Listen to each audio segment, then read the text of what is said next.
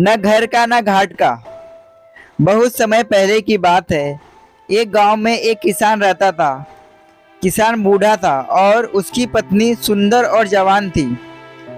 किसान की पत्नी को हमेशा यह लगता था कि उसकी शादी बूढ़े आदमी से कर दी गई है। यह सोच सोचकर वह हमेशा दुखी रहती थी। एक दिन उस गांव में कहीं से एक ठग आया और उसने किसान की पत्नी को देखा तो वह समझ गया कि यह स्त्री अपने पति से प्रसन्न नहीं है। ठग किसान की पत्नी के पास गया और बोला, सुंदरी, तुम बहुत सुंदर हो। मुझे तुमसे प्यार हो गया है और मैं तुम्हारे साथ अपना जीवन बिताना चाहता हूँ। क्या तुम मेरे साथ चलोगी? किसान की पत्नी ठग की बातों में आ गई और अपने पति को छोड़कर उसके साथ जाने के लिए तैयार हो गई। दोनों ने भागने के लिए एक समय तय कर लिया।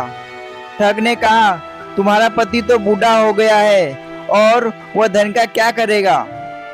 तुम अपने साथ घर में रखा धन और जेवर भी रख लेना, वो भविष्य में हमारे बहुत काम आएंगे।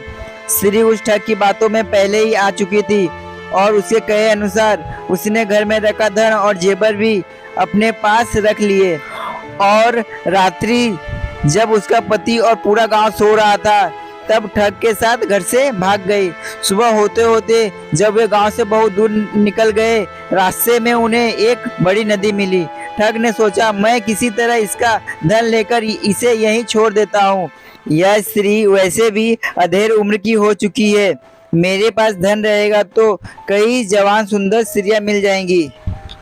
नदी को देखकर ठग बोला, प्रिय, इतना सारा धन लेकर हम नदी को पार नहीं कर सकते।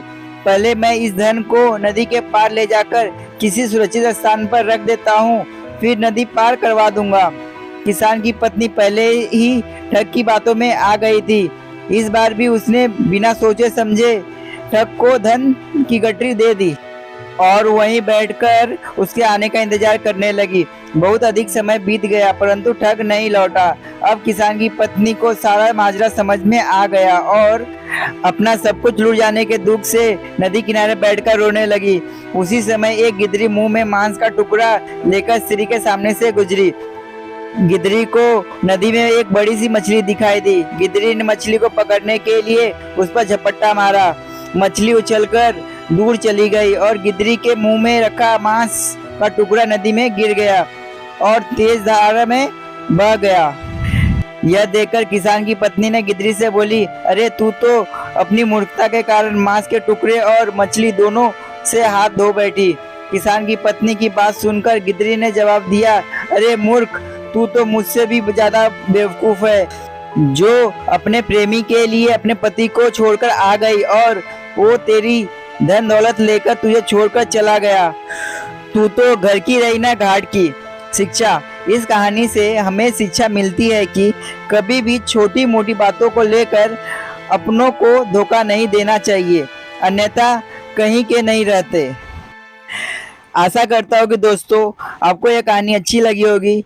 अगर अच्छी लगी हो तो अपने फैमिली एंड फ्रेंड के साथ शेयर जरूर करें और कमेंट बॉक्स में जरूर बताएं। तो मिलते हैं नेक्स्ट वीडियो में, तब तक के लिए good luck and thank you.